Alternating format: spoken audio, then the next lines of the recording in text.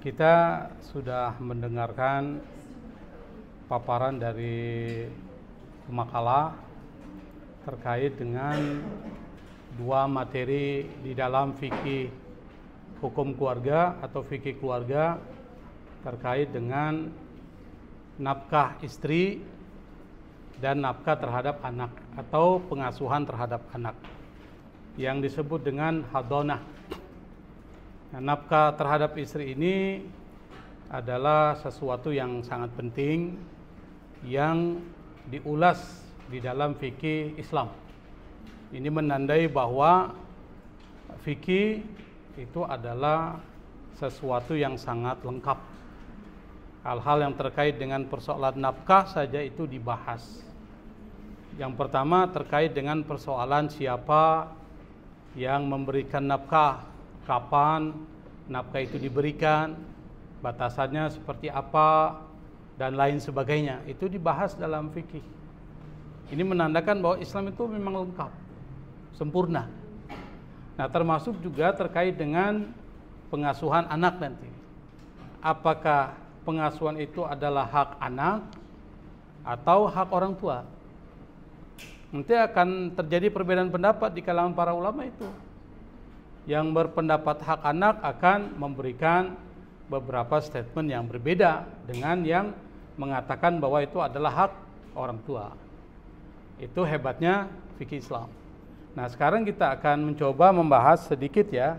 Tadi sudah dipaparkan panjang lebar oleh pemakalah tentang nafkah istri. Tapi kata nafkah itu yang sudah menjadi istilah dalam bahasa Indonesia, nafkah. Itu kan sudah jadi bahasa Indonesia kan? Itu diambil dari bahasa Arab. Dari kata nun, fa dan qaf. Nanti muncul kata infak. Infak itu dalam bahasa Arab artinya membelanjakan. Jadi membelanjakan sesuatu. Nah, kata nafkah itu adalah diartikan sebagai pembiayaan. Pembiayaan apa? Pembiayaan dari suami terhadap keluarganya. Keluarga ini masuknya siapa? Anak, istrinya. Terkait dengan persoalan apa? Terkait dengan persoalan keluarga. Kalau bicara keluarga, bicara apa sih? Bicara tentang tempat tinggal. Nggak punya uang, kontrak. Biaya kontrak dari siapa? Dari suami. Boleh nggak istri?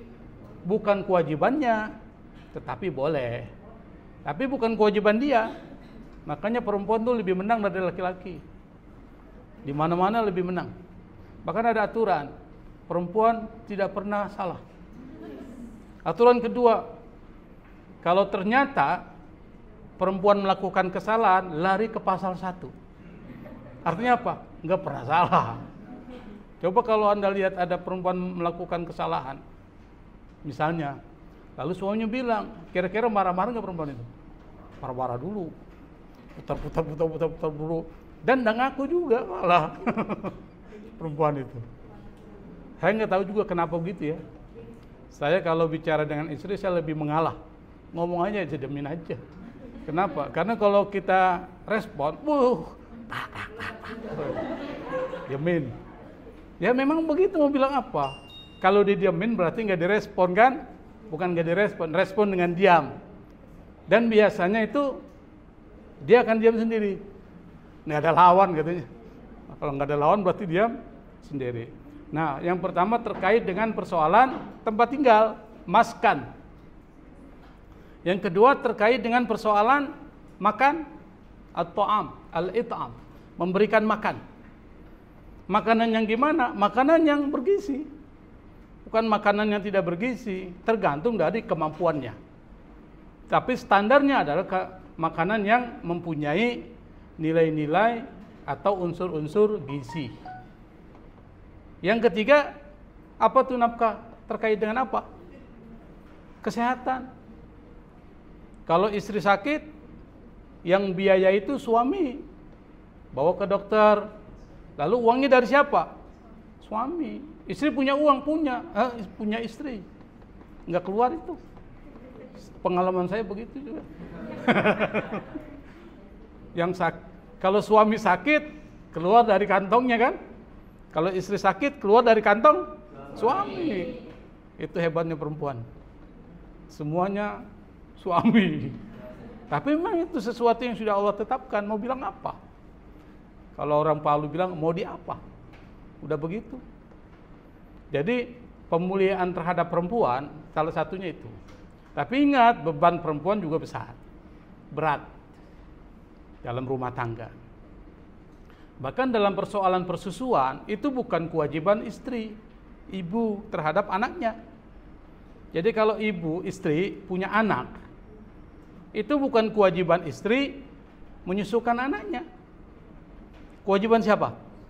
Suami. Kan suami nggak punya ini, Pak. Ya, suami harus membayar istri untuk menyusukan anaknya.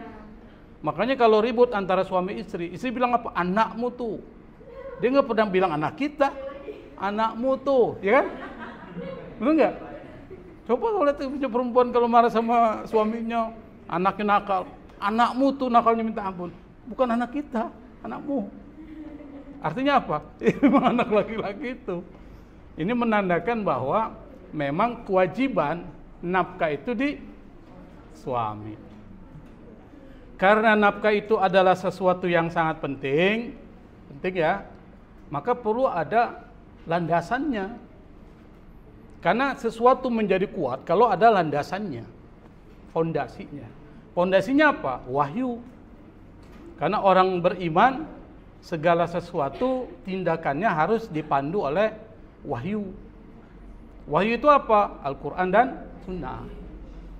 Nah, ketika berpegang pada Al-Quran dan Sunnah, maka pasti dia akan beruntung. Itu janji Nabi. Betul kan? Kalau kita berpegang dalam kehidupan kita pada Al-Quran dan Sunnah, maka pasti kita akan mengalami keberuntungan. Ini janji Allah, janji Nabi. Saya mengatakan pasti ya, bukan akan, pasti. Kenapa? Karena memang udah janji. Semua yang diturunkan oleh Allah dalam Al-Quran dan Sunnah Nabi, itu pada dasarnya adalah untuk kemaslahatan kita. Dan Allah yang menciptakan kita tahu apa yang terbaik buat kita. Beda kalau kita, belum tentu apa yang kita inginkan itu baik. Belum tentu apa yang kita kejar-kejar itu sesuatu yang memberikan kemaslahatan. Boleh jadi itu buruk. Kenapa? Karena kita tidak mampu mengetahui mana baik, mana buruk terkait dengan kehidupan kita. Kecuali Allah yang kasih tahu. Maka dalam melaksanakan aktivitas kita, yang menjadi pedoman, panduannya itu adalah wahyu. Supaya kita selamat. Termasuk terkait dengan nafkah istri. Beda dengan agama lain itu.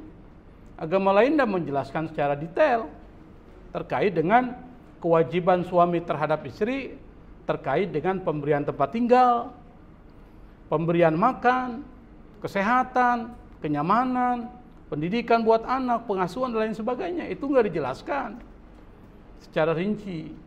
Nah, karena dia penting, maka perlu fondasi, yaitu Quran. Al-Quran menjelaskan itu di dalam surat Al-Baqarah ayat 233. Di situ disebutkan wa alal mauludi lahu apa tuh? Rizquhunna wa kiswatuhunna bil ma'ruf. La tukallafu nafsun illa wusaha, la tudara walidatun biwaladiha wala mauludun lahu biwaladih wa alal warisi mislu dzalik. Dan disebutkan di situ. Nanti dicoba dicari terjemahannya. Maksudnya apa? Bagi seorang suami itu mempunyai kewajiban terhadap anak istrinya dalam kaitan dengan persoalan kiswatuhunna. Apa kiswah? Apa kiswah itu? Kiswah itu memberikan pakaian. Nah, memberikan pakaian ada wajib, apalagi memberikan makanan, minuman, dan lain sebagainya. Nah, ini yang dijadikan dasar para ulama bahwa nafkah istri itu adalah sesuatu yang wajib diberikan oleh suami terhadap istrinya. Pertanyaannya adalah, bagaimana pandangan para ulama? ketika memahami ayat tersebut. Nah, saya akan mengambil dari salah satu kitab ya. Kitabnya ditulis oleh Syekh Abdul Hakim Hamadah.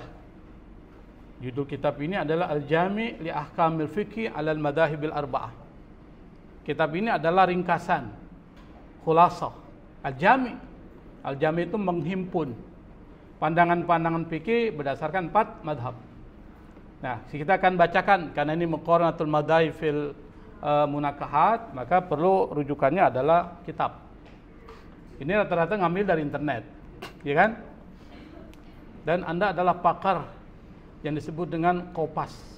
Apa kopas? Copy paste. Kelihatan itu. Harusnya Anda rujukannya itu pada kitab-kitab fikih.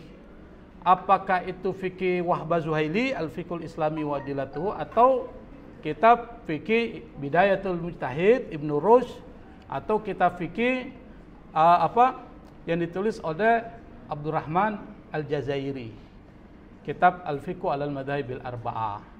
Itu rujukannya. Atau kitab yang terbaru yang merupakan khulasa, ringkasan dari kitab perbandingan, yaitu adalah Al-Jami' di Ahkamil Fiqhi 'alal Madhahibil Arba'ah. Nanti saya akan share di grup ini kitab ini. Bagi mereka yang punya kemampuan bahasa Arab bagus bisa merujuk ke kitab ini. Di sini disebutkan ittafaqal fuqaha'u ala wujubin nafaqah wal kiswati ala zauji lizaujah. Sepakat para ahli fikih, ittafaqa itu sepakat. Siapa ahli fikih tentang wajibnya memberikan nafkah dan memberikan pakaian al-kiswa dari suami terhadap istri. Berarti kalau wajib, kalau tidak dilaksanakan, hukumnya apa? Dosa. Kalau ada seorang suami tidak memberikan nafkah terhadap istrinya, hukumnya dosa. Kalau dia dosa, tempatnya di mana? Neraka. Jadi ada kaitan dengan persoalan teologis. Anda kalau kawin harus ada tanggung jawab dong. Jangan kawin dia gantung istrinya. Itu nggak boleh. Itu namanya zalim. Memberikan ketidakadilan terhadap istri. Kalau Anda sudah mengucapkan syahadat menikah dengan seorang perempuan, maka disitulah mulai kewajiban Anda sebagai seorang suami. Apa? Memberikan nafkah dan memberikan pakaian. Itu disebutkan di dalam Al-Quran. Mana dasarnya? Dasarnya tadi itu Al-Baqarah 2:33. Apa? Wa 'alal mauludi lahu rizquhunna wa kiswatuhunna bil ma'ruf. Nah, kata bil ma'ruf ini kita ada analisis nanti. Bagi anak ya, itu wajib diberikan rizkinya dan pakaiannya, termasuk juga ibunya, istrinya. Bil ma'ruf. Bil ma'ruf itu dari kata arafa. Arafa itu nanti akan muncul kata al-uruf. Al-uruf itu adalah kebiasaan. Arafa itu mengetahui segala sesuatu yang diketahui dan dikenali oleh satu masyarakat dan menjadi sebuah praktek yang rutin dilaksanakan, namanya al-uruf. Dan al-uruf itu bisa menjadi satu sumber hukum. Al-uruf, ya benar belajar usul fikih kan? Nah, salah satu sumber hukum adalah al-uruf. Al-uruf as-sahih. Uruf yang tidak bertentangan dengan Quran dan sunnah, serta disepakati oleh semua dan memberikan kemaslahatan. Kalau urufnya bertentangan, bukan uruf itu. Atau tidak ada kemaslahatan, malah memperlihatkan satu hal yang tidak produktif, itu bukan uruf, itu penyimpangan dari kata uruf, karena uruf itu adalah sesuatu yang baik. Nah, maksudnya apa? Berikan rizki, nafkah kepada istri kita atau pakaian terhadap istri kita sesuai dengan konteksnya. Artinya maksudnya konteks masyarakat setempat, sesuai dengan kemampuannya. Karena al-uruf itu adalah terkait dengan kearifan lokal. Jadi sesuai dengan konteksnya, sesuai dengan kearifan dalam masyarakat setempat. Jadi jangan juga seorang istri membebani suaminya dengan sesuatu yang tidak dimampui oleh suaminya. Makanya yang paling banyak berada di neraka siapa? Perempuan. Siapa yang bilang? Maksudnya bilang perempuan? Yang bilang siapa? Nabi yang bilang, bukan saya. Nanti kalau saya bilang saya dikeroyok lagi. Nabi yang bilang.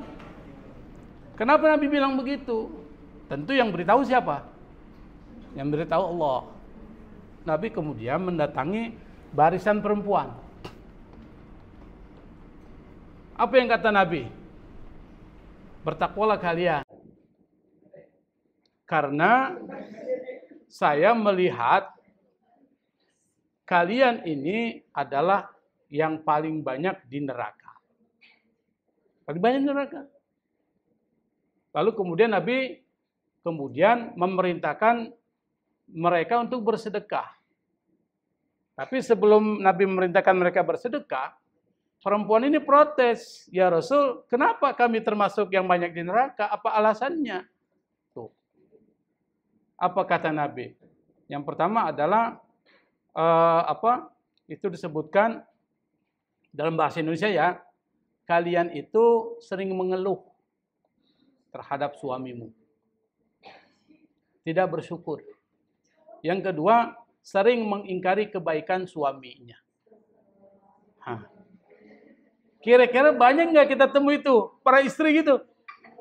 Banyak itu. Maka harus menerima. Artinya apa? Jangan protes dulu. "Mas," ini orang Jawa ya, "Mas, masa baju begini sih belikan ke saya?" Itu sudah protes nggak tuh? Nggak bersyukur tuh. Tapi kalau suami membelikan baju juga jangan yang murah-murah.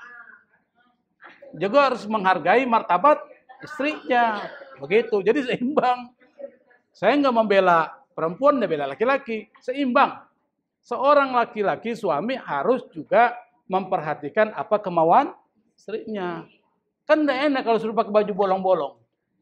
Suami beli baju yang bahannya baru dikit aja robek.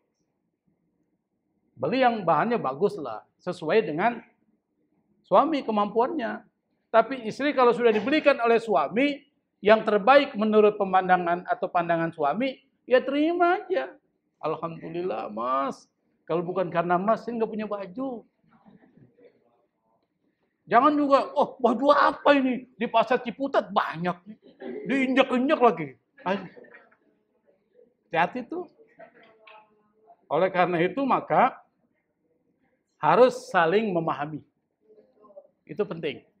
Jadi saling memahami supaya jangan terjadi konflik dan jangan terjadi rasa tidak bersyukur. Bisa dipahami ya? Nah, kemudian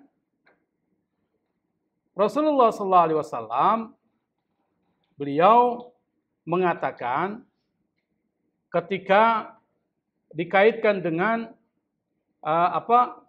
Nabi pernah mengatakan walahunna alaikum rizquhunna wa kiswatuhunna bil ma'ruf. Apa kata Nabi? Bagi istri-istri kalian, kata Nabi kepada laki-laki, kalian wajib memberikan rizkinya, nafkahnya, dan wajib memberikan pakaian kepada mereka bil ma'ruf. Dengan cara sesuai dengan kemampuan, konteks, dan juga kearifan lokal masyarakat setempat. Ini adalah hadis dari Jabir bin Abdullah. Wa qaulun Nabi sallallahu alaihi wasallam Hindin binti Utbah zauja Abi Sufyan. Begitu pula perkataan Nabi kepada Hindun binti Utbah, istri dari Abu Sufyan. Nabi mengatakan, "Khuzi ma yakfika wa waladika bil ma'ruf."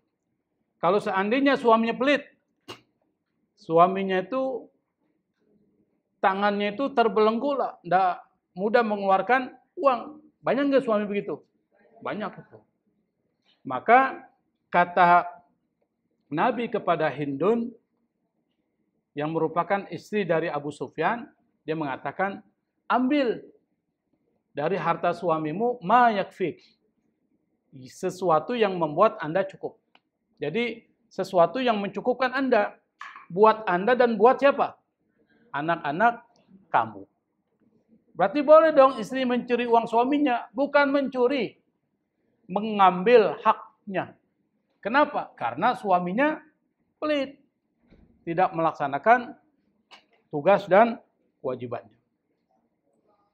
Oke, nah pertanyaan yang kedua adalah kapan? Mata tajibun nafaqah ala zauji di zaujati. Kapan nafkah itu wajib diberikan suami kepada istrinya? Kapan? Hah? Apa? Kapan? Ya, apa maksudnya tamkin itu? Tinggal bersama. Ya, setelah nikah pasti tinggal bersama lah. Masa suami istri tinggal berbeda tempat? Nah, ada pernikahan virtual. Akad virtual ada, tapi pernikahan pasti akan bersatu. Hah? Misalnya, yang Anda maksud bersama itu satu tempat. Kalau dia tinggal di satu di Jawa Timur, satu di Jakarta, berarti nggak wajib dinafkah dong? Menurut Anda begitu? Begitu maksudnya? Apa tuh? Apa perbedaan pendapatnya?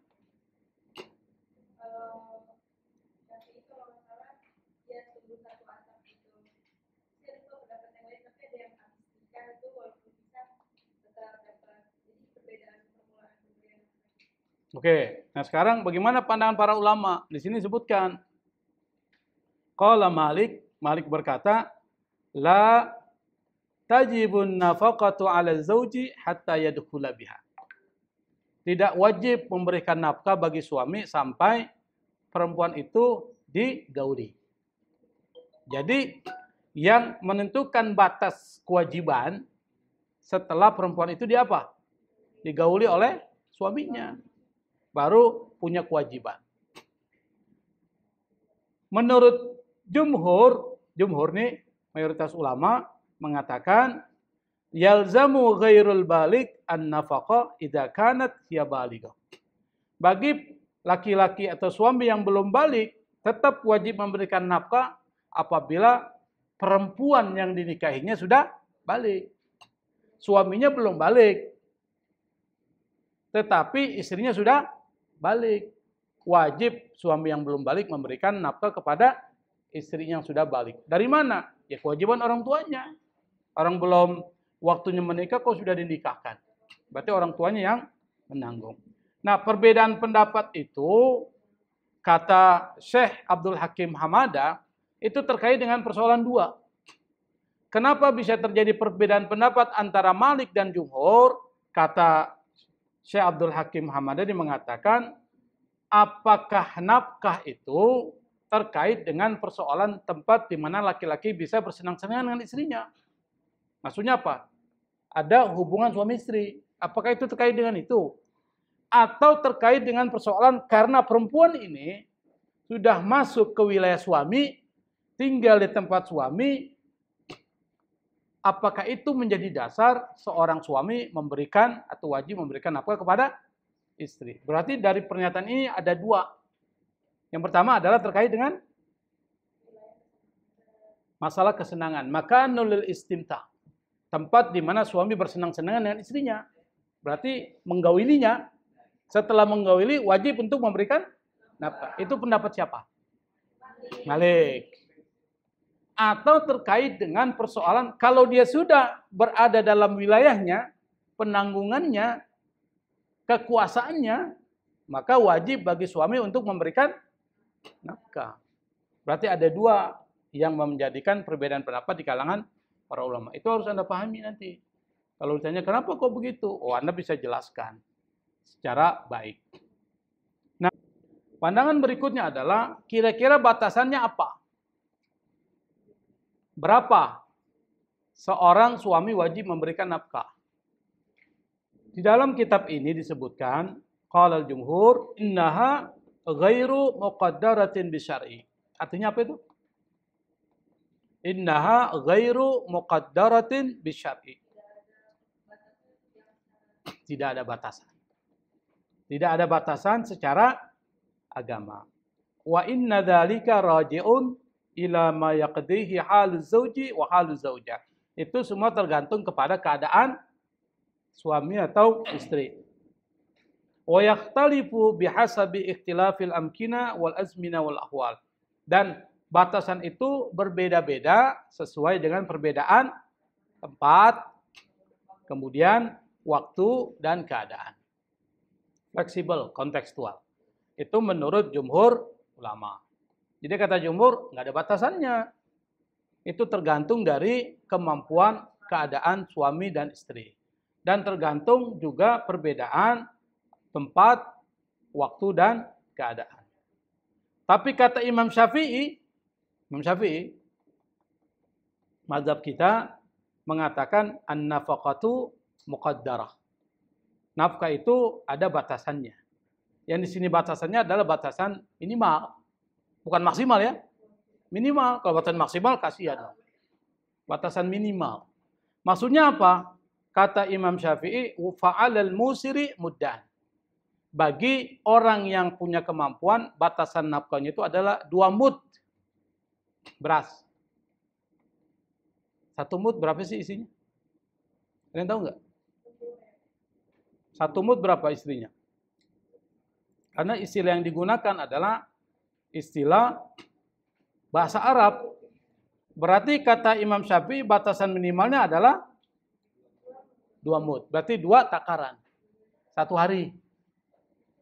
1 hari. Berarti berapa liter itu? 1 takaran begini. Anggap aja 2 liter ya. Kira-kira Anda bisa nggak makan beras 2 liter sehari?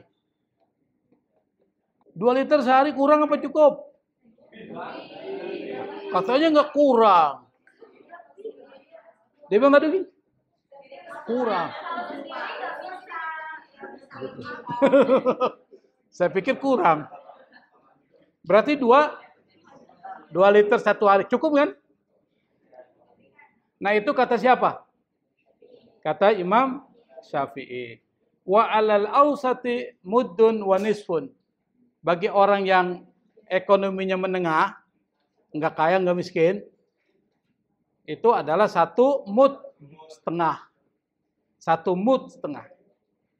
Tapi bagi yang sulit, wa alal mu'sir muddun. Bagi orang yang memang kesulitan ekonomi, maka kewajiban minimalnya adalah 1 mud, 1 takaran.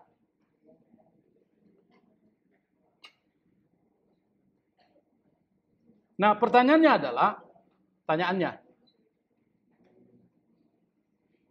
apa yang menjadi sebab perbedaan pendapat di kalangan para ulama terkait dengan batasan itu? Yang pertama, tidak dibatasi. Yang kedua, dibatasi. Yang tidak membatasi siapa? Jumhur ulama. Yang membatasi Imam Syafi'i.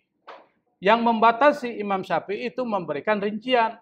Kalau orang itu mampu, maka 2 mud. Kalau setengah, menengah, 1 mud setengah. Kalau dia tidak mampu, 1 mud.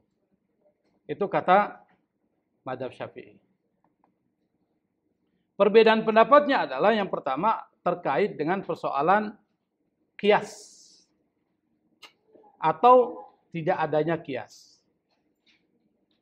Yang dimaksud adalah mengkiaskan nafkah itu dengan makanan. Di dalam persoalan kafarah. Anda pernah dengar kifarat sumpah? Kan memberikan makan. Jadi mengkiaskan dengan hal tersebut. Tetapi terkait dengan persoalan pakaian, para ahli fikih berpendapat bahwa itu enggak dibatasi. Tapi makanan dibatasi. Batasan minimal. Tapi kalau pakaian tidak dibatasi. Artinya apa? Terserah Anda.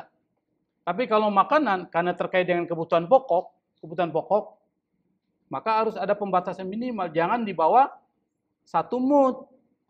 Karena itu tidak memberikan kekenyangan kepada istri. Beda kalau istrinya sufi. Tahu sufi? Suka film. Sufi itu artinya orang yang hidupnya qanaah, puasa mulu. Nah, itu mungkin lain cerita. Tapi kalau orang yang ini fikih ini bicara tentang orang standar ya. Standar. Standarnya apa? Standar kebanyakan orang ya begitu. Satu mood, satu hari itu dianggap sudah cukup bagi orang yang ekonominya pas-pasan. Nah, bagaimana kalau seandainya istrinya itu nusus? Apa itu nusus? Durhaka terhadap suaminya. Kalau suaminya ngomong selalu dibantah. Kemudian kalau keluar dari rumah nggak pernah bilang. Keluar aja. Nggak pernah minta izin, apalagi bilang sama suaminya. Keluar aja. Itu dianggap istri nusus. Atau kalau di luar bertemu dengan teman-teman yang dibicarakan keburukan suaminya. Itu dianggap perempuan nusus. Nah, kalau perempuan nusus, derhaka terhadap suaminya, tidak melaksanakan kewajiban sebagai seorang istri terhadap suaminya, kata para ulama, itu disebutkan seperti jumhur ulama, Imam Malik, Imam Syafi'i, Imam Ahmad mengatakan, an-nashiz la tajibu laha nafaqah. Bagi perempuan yang durhaka tidak wajib mendapatkan nafkah. Tapi kata Abu Hanifah, dia mengatakan kalau seandainya perempuan itu hilang, nggak diketahui di mana tempatnya, gaib.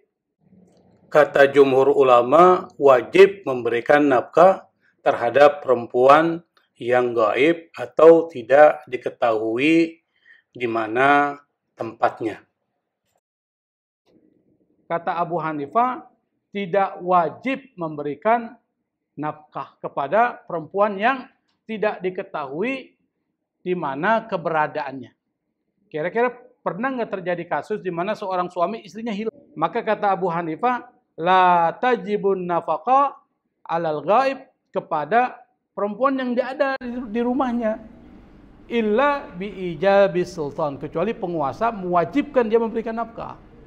Nah, itu beberapa hal yang saya pikir tambahan terhadap paparan makalah dari kelompok yang membahas tentang nafkah istri. Nah, untuk persoalan hadona tadi kita sudah mendengar rinci sekali penjelasannya ya. Tapi ada satu tambahan sedikit saja yang kita ambil dari kitab Al-Jami' li Ahkamil Fiqh 'alal Madhahibil Arba'ah. Di sana disebutkan bagaimana kalau seandainya perempuan yang ditalak suaminya, hadona pengasuhan anak itu kepada siapa? Disebutkan di dalam kitab Al-Jami', qala al-jumhur, mayoritas ulama mengatakan bagi perempuan yang ditolak atau ditalak oleh suaminya, bagaimana terkait dengan persoalan hadona terhadap anaknya? Kata jumhur, lil ummi al hadonatu litif'i idza kana saghiran wa tulliqat ummuhu.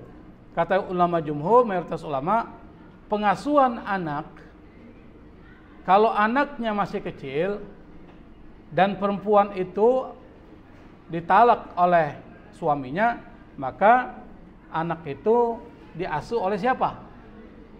Oleh ibunya. Diasuh oleh ibunya. Mana dalilnya? Dalilnya adalah Nabi Muhammad sallallahu alaihi wasallam pernah berkata, "Man farraqa baina walidatin wa waladiha, farraqallahu bainahu wa baina ahibbatihi yaumal qiyamah." Barang siapa yang memisahkan antara anak dengan ibunya, maka Allah akan pisahkan dia dengan orang yang dikasihnya pada hari kiamat. Yang paling dekat terhadap anak, paling dekat kepada siapa? Pada ibunya. Ikatan batinnya lebih kuat. Kenapa? Karena yang pertama, ibu yang melahirkannya. Selama 9 bulan di kandungan, dia berinteraksi dengan ibunya lebih intensif ketimbang dengan ayahnya. Maka tidak heran kalau seandainya seorang berbakti sama orang tuanya, itu prioritas kepada siapa? Ibunya. Itu logis. Karena memang beban yang paling berat dalam kaitan dengan pengasuhan anak adalah ibunya. Nah, pertanyaannya adalah, kata jumhur, dia berkata, "Idza tazawwajat ummu tifli al-mutallaqa bi ghairi walidi tifli taqta'ul atau tuqta'ul hadanah." Kalau seandainya istri yang diceraikan oleh suaminya menikah lagi, kira-kira wajib nggak seorang istri, seorang ibu mengasuh anaknya? Wajib nggak? Tuqta'ul hadanah. Maka hadanahnya itu terputus. Lalu kembali ke siapa? Ayah. Kepada siapa? Bapaknya. Jadi kalau kita melihat dari fikih tentang hadanah, pertanyaan saya kepada Anda, hadanah itu hak anak atau hak orang tua? Hak anak sekaligus kewajiban orang tua. Dua-duanya. Anak punya hak untuk diasuh dan orang tua wajib mengasuh anaknya. Nah, kewajiban mengasuh anaknya nanti dibatasi sampai batasan kapan? Oleh para ulama fikih. Nah, ini saya pikir beberapa penjelasan. Insya Allah kita akan ketemu pada pertemuan yang akan datang. Dipersiapkan ya makalahnya dengan baik. Jangan terbiasa dengan copy paste. Baca bukunya. Karena copy paste akan mengurangi penilaian. Saya pikir itu. Assalamualaikum warahmatullahi wabarakatuh.